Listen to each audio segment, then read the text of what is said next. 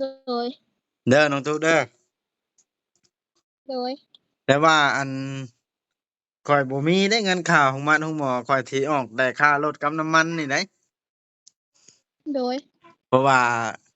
ให้หาเองตัวนั้นน่ะโดยข่อยช่วยได้เท่าที่ข่อยมีหั้นแหล้วรถกับอันพาไปเท่านั้นแหล้ว งานบ่กินนี่โดยเปิดกล้องมันบ่มีสัญญาณเอ่อ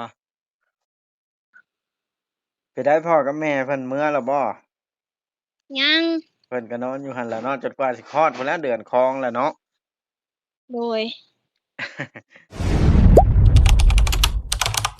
อย่าลืมกดติดตามเพื่อเป็นกำลังใจให้ผมด้วยนะครับทุกคนขอบคุณมากๆครัอ้าบวพี่น้องเอ้ยโดยสบายดีสบายดีและสวัสดีพี่น้อง FC กันเบิดสุขุสุคนเด้อพี่น้องเด้อเนาะเปิดภาคขึ้นมานี่ก็เฮาสิเว้าเรื่องน้องตุ๊กจักหน่อยหนึงพี่น้องเอ้ยเพราะว่าบ่บอสก็ได้เข้าไปเอาเงินเข้าไปให้เพิ่นนั่นแหละมื้อนั้นไปให้เป็นสะพานบุญให้เอื้อยใจดีที่อยู่พังไทยพี่น้องเพิ่นให้เข้าไปนะแล้วก็เข้าไปแล้วก็มี FC เพิ่นคอมเมนต์หลายๆอย่าบุกเพิ่นถ่ายคลิปอยู่สบายดี FC ก่อนปลาลุงเลยเอ้าสบายดีนะสวัสดีอันนี้ก็ลูกสาวยังบ่นอนอยู่พี่น้องเด้อเติบแล้วก็ได้ไปนอนอยู่พอสิเว้าคลิปกันก็มี FC เพิ่นก็คอมเมนต์หลายๆเรื่องน้องทุกข์ท้องแต่โตยังน้อยนี่แหละโตคนนั้นน้อยๆส่วนโตคนนี่แต่ท้องใหญ่แล้วบ่อยากให้คลอดเองนะบ่อยากให้คลอดเอง FC ก็หลายคนคอมเมนต์บ่อยากให้คลอดในเรือนนะแต่ว่าเอาคุยกับพ่อน้องตุ๊กทั้งเบิ่งแล้วลังเทื่อคลอดอยู่นี้ลังเทื่อก็คลอดอยู่หมอพังเบิ่งเงินก่อนเพิ่นเว้าแนวนี้นะและบ่บ่ล่ะคิดไปคิดมา FC ก็คอมเมนต์หลายนะ FC เพิ่นก็คอมเมนต์หลายบ่บ่ล่ะคิดว่า FC เพิ่นว่าให้ไปคลอดอยู่ห้องหมอบ่บ่ก็ในฐานะผู้สายบุญผู้หนึงว่าง่ายๆซะเนาะสายบุญผู้ช่วยเหลือคนทุกอย่างนี่แหละเฮานี่อาสาสิอาสาเอารถเฮาพาเพิ่นไปส่งในเทื่อยามเจ็บยาม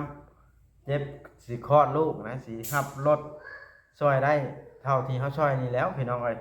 เฮาสิรับพาไปว่าง่ายๆซะเพราะว่าบ้านเฮานี่ใกล้กับบ้านน้องตุ๊กประมาณ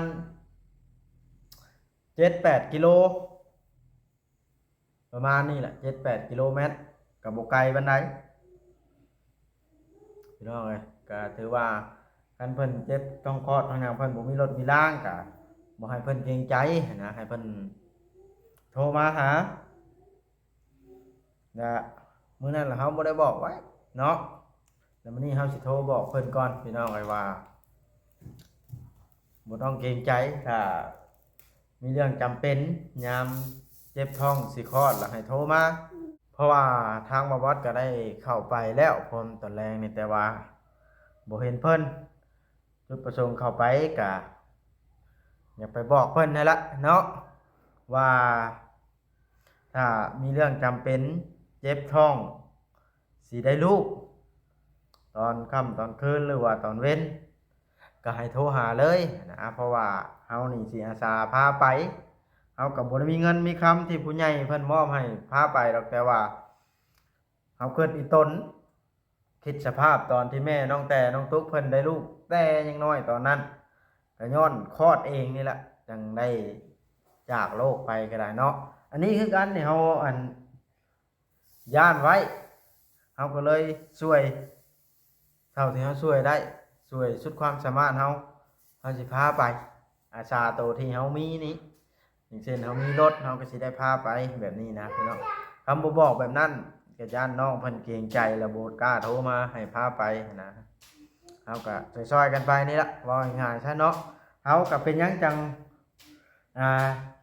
ซอยเฮาก็หลักๆแล้วเฮาก็อีตนน้องเพิ่นนั่นแหละอีตนสงสารแหละอีกอย่างเฮาก็เป็นหน้าที่ของเฮาอยู่แล้วเฮาไปเฮาก็ว่าบ่มีผลประโยชน์หยังบ่หรือว่าใดเฮาก็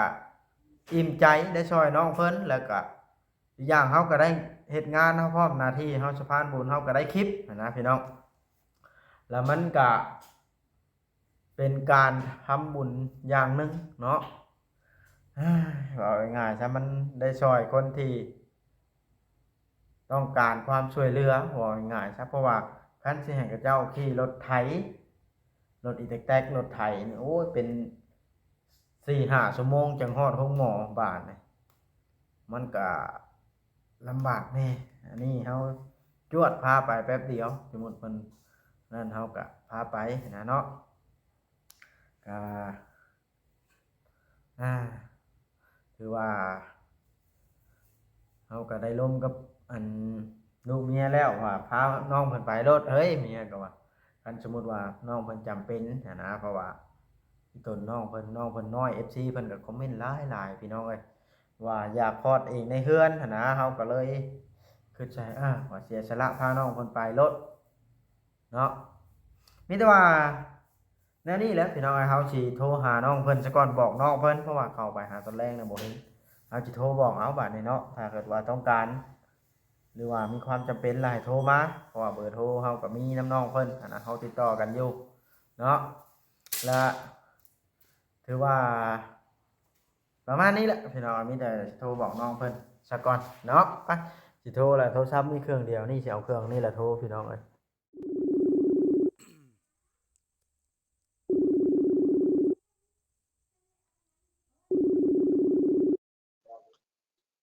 ฮัลโหลสวัสดี ดี เป็นจังได้มานี่อืมฮะอันนี้กันมาแล้วบ่น้องไลนะมาแล้วอืม ว่าสิบอกน้องสิดอกอันเพราะว่าถามพ่อน้องกระตุกมื้อนั้นน่ะเพิ่นว่ายากน้ำรถน้ำล้างคันสิไปอันคลอดก็ได้หั้นนะไปห้องหมอคันสมมุติว่า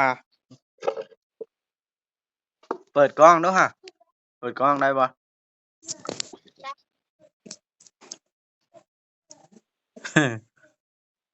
เอ่อสมมุติว่าอันมื้อใดเจ็บท้องคลอดแล้วโทรบอกข้อยก็ได้ข้อยสิพาไปก็ได้โดยเด้อน้องตุ๊กเด้อโดยแต่ว่าอัน ข้อยบ่มีได้เงินค่าของมันของหมอข้อยสิออกได้ค่ารถกับน้ำมันนี่ได้โดยเพราะว่าให้หาเองตัวนั้นน่ะโดยข้อยช่วยได้เท่าที่ข้อยมีหั้นแหล้วรถกับอันพาไปเท่านั้นแหล้วอ้าวปิดกันมันสัญญาณบ่มีก็ได้โอ้น้องกระตุกสัญญาณอ่อนพี่น้องเอ้ย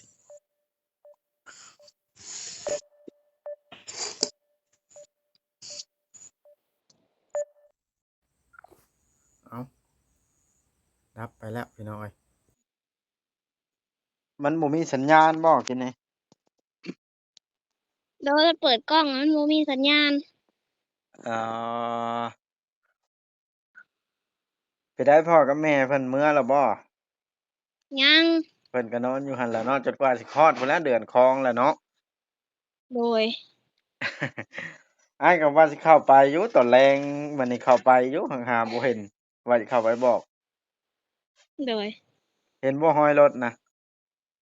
เห็น เข้าไปแว่อยู่หาบ่เห็นว่าไปบอกน้องตุ๊กก่อนคิดในใจย้านอันแบบว่าเวลาเจ็บคลอดใกล้สิคลอดแล้วหาใส่บ่มีรถแล้วสิโทรไปทางใดก็เกรงใจเขาแล้วข้อยละบอกไว้นะข้อยช่วยได้อยู่ตัวนั้นน่ะพาไปน้องนะไปตัดฮะ น้องไปตัดอ้อยไปหาซื้อแนวกินมื้อนี้ล่ะ ความตอนแรงหั่นใด เบิดมื้อเลย เออไปตัดอ้อยบ่มื้อนี้ฮะ โดย เปิดกล้องแล้วมันบ่มีสัญญาณบ่น้องกระตุก โดย อ๋อของแนวบ้านอึดสัญญาณน้อยหนึ่งให้เนาะ แม่น แต่ก็แชตได้โทรได้เล็กน้อย โดย อืม เป็นได้อยู่สำบายอยู่บ่ได้แน่นกระดอบ่ บ่ เดี๋ยวนี้อยู่กับน้องไสพร้อมบ่ตอนนี้ เพิ่นไปนั่งสิมาแต่เฮ็ดเวียกบ่ อ๋ออาๆน้องไสบ่ได้ให้เหรอว่าข้อยเข้าไปถ่ายนะ บ่ อืมใครอยู่ซั่นนะเราว่าให้กันซำคราวนั้น ฮึ บ่ได้ได้เนาะให้ก็บ่กล้าเข้าไปได้คันให้เนาะตอนแลงค่ำล่ะอยู่พี่ก็ได้กินข้าวแลงกับหยังน้องตุ๊กมื้อนี้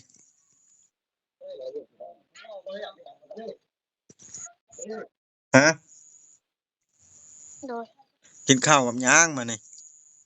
เขาก็ได้บ่าวเด้อสิโทรกลับใหม่ กินข้าวกับหยังถามนะ กินข้าวกับปั้นกับปุ้นแล้วก็ป่นมะเขือ โอเคซะสำนั้นล่ะเด้อมีหยังก็โทรมาเด้อ โอ้ย โอเคแฮ่งท้องน้อยอยู่น่ะโอเคซะ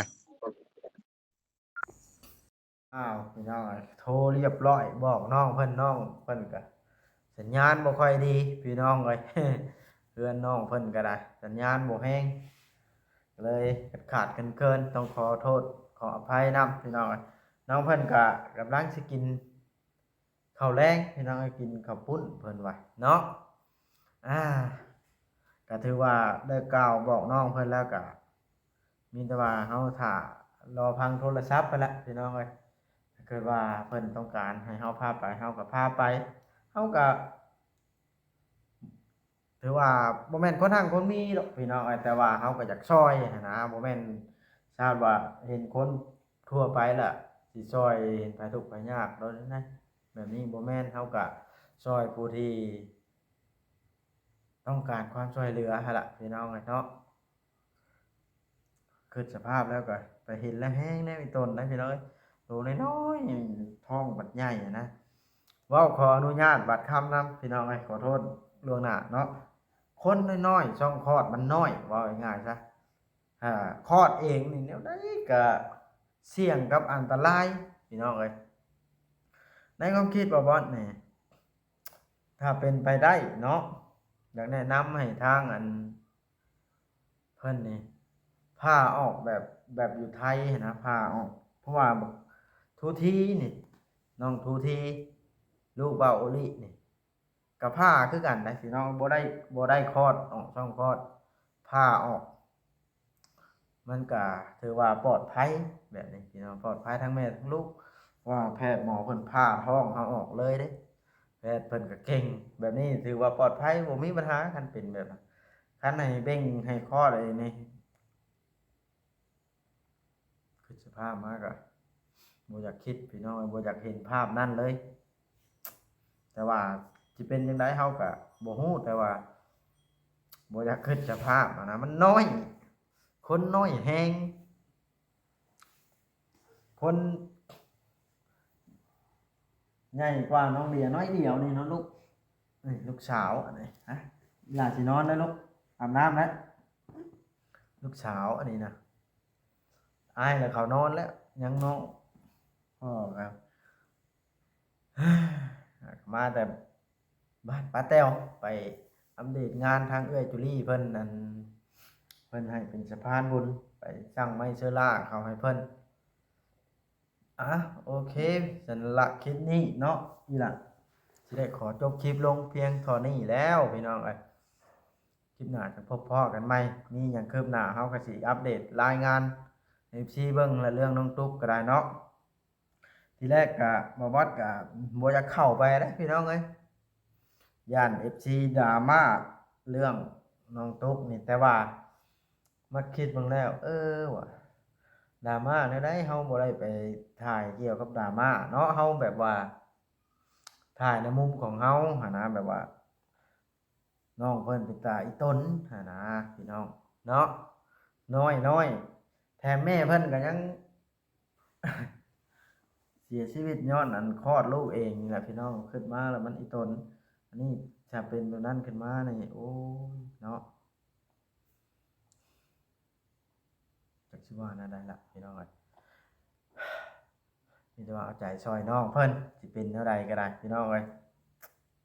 คันสิให้คันสิเว้าออกแห้งบัดบ่เป็นเนาะมันเป็นคนของพอจอยเพิ่นบอกง่ายๆแล้วคันสิแนะนำให้ไปพาเด้อลูกนี่บัดแนะนำบ่ได้แล้วเนาะคือเห็นแล้วคือตาเฮาเห็นนี่แล้วพอเพิ่นก็ได้บ่ได้มีเงินมีคำหาเช้ากินค่ำหาได้มาแสนหนึ่งซื้อข้าวซะแสนกีบน่ะบ่ได้ซับไปนัวหาได้200,000ซื้อข้าวซะจัก150,000แบบนี้นะชีวิตเพิ่นน่ะพี่น้องก็ถือว่านับถือเพิ่นอยู่เพิ่นก็สู้ชนให้หน้าตะกร้าบ่มีหาเงินเลี้ยงปากเลี้ยงท้องสิเอาเงินได้ใช้ไปพาลูกพาเต้าว่าง่ายๆซะเพราะแล้วก็เห็น FC คอมเมนต์อยู่ในอันคอมเมนต์ว่า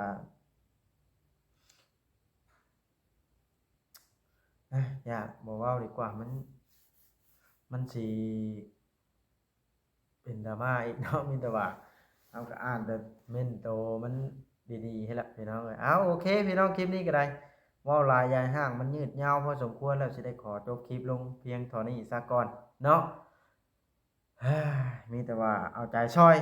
หลักๆแล้วก็ได้ขอให้ FC นะเบิดทุกคนนั่นแหละพี่น้องที่เข้ามาเบิ่งมาชมเป็น FC ของน้องตุ๊กหรือว่า FC ของบ่บอสก็เอาใจช่วยนํกันพี่น้องเอ้ยทำความดีมันก็สิยากกว่าทำความชั่วแน่จักหน่อยทางบ่บอสก็ได้เนาะคือทำความชั่วนี่มันบ่ได้ยากดีเด้ไปออกจากเรือนไปลักไก่ลักเป็ดเขานี่เขาด่าตะพึดตะพือนำมาจับพุ่นอันนี้การทำความชั่วมันง่ายแฮงพี่น้องเอ้ย เอาโอเคพี่น้องเว้าหลายอย่าห่างผิดพลาดประการใดก็ขอโทษนำหลายๆเด้อขออภัยสำหรับคลิปนี้ก็สิได้ขอจบคลิปซ้ำนี้แหละพี่น้องเอ้ยยังไงก็ขอให้ FC ทุกท่านอยู่ดีมีแรงสุขกายสบายใจเด้อคลิปหน้าพบกันสบายดี